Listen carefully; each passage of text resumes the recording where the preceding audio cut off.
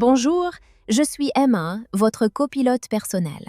Je vous donne des armes concrètes pour séduire et pour votre épanouissement relationnel et sexuel. Pas des théories, des mécanismes réels, observables, vérifiables. Certains souvenirs sexuels ne disparaissent pas. Même des années plus tard, elle y pense encore.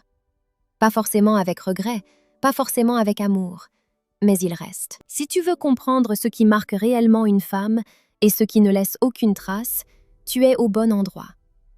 Aime la vidéo si tu apprécies qu'on parle du réel. Partage-la si tu penses que ce sujet mérite d'être compris. Et abonne-toi avec la cloche si tu veux des mécanismes concrets, vérifiables, applicables.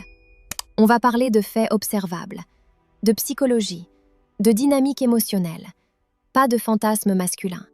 Dans les études sur la mémoire autobiographique, notamment en psychologie cognitive, on observe un phénomène simple. Plus une expérience est chargée émotionnellement, plus elle s'ancre durablement.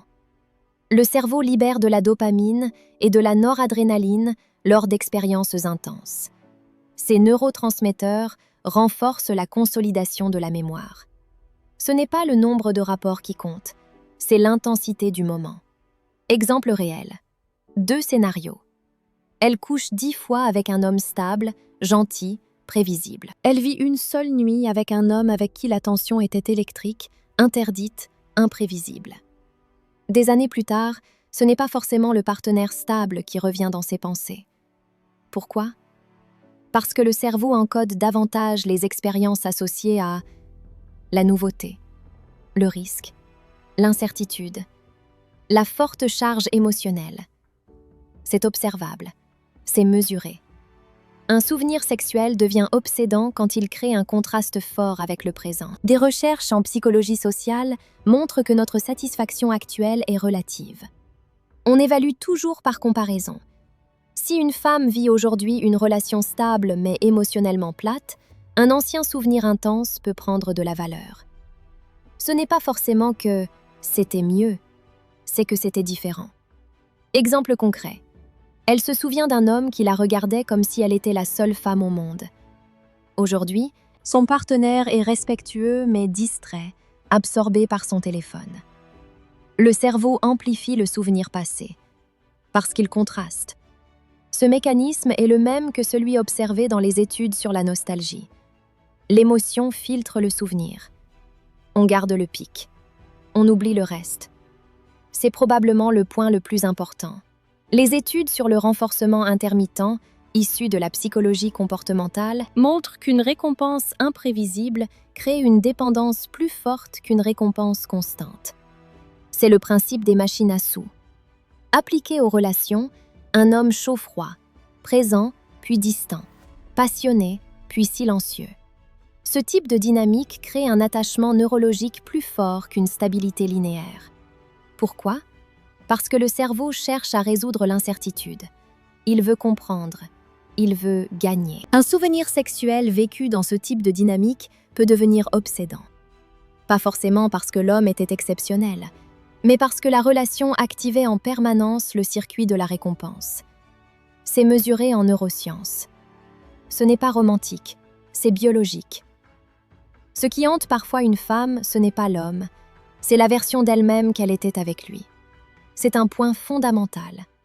Dans certaines expériences, elle s'est sentie désirée intensément, audacieuse, puissante, libre, hors de son cadre habituel.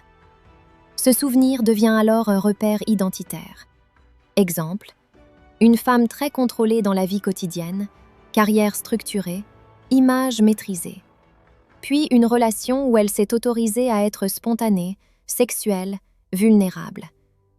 Même si la relation était instable ou toxique, le souvenir peut rester fort, parce qu'il représente une facette d'elle-même, et le cerveau associe cette identité au partenaire.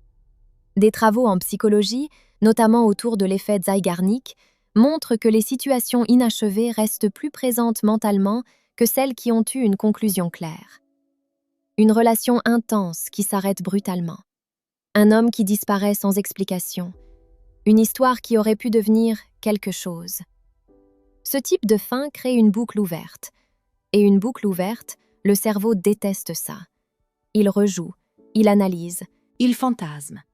Un souvenir sexuel associé à une histoire inachevée peut donc rester actif pendant des années.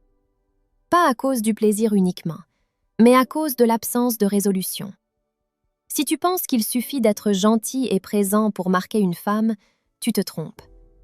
Les recherches montrent que ce qui marque, c'est l'intensité émotionnelle, le contraste, l'imprévisibilité maîtrisée, le sentiment d'être vu profondément, l'expérience identitaire forte.